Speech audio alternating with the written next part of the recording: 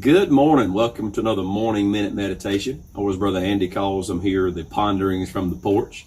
Appreciate you stopping by weekly for our podcast and every day tuning in to our just a quick word of devotion. I'm interested in the book of 2 Timothy, chapter 1. Paul has already talked to Timothy and encouraged him about serving God with a pure conscience.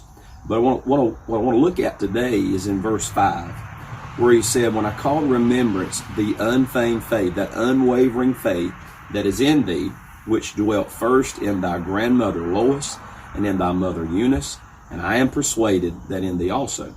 When I read this passage of Scripture, Paul gives us some details about Timothy, that he did have a godly heritage on his mother's side and then on that grandmother that knew God.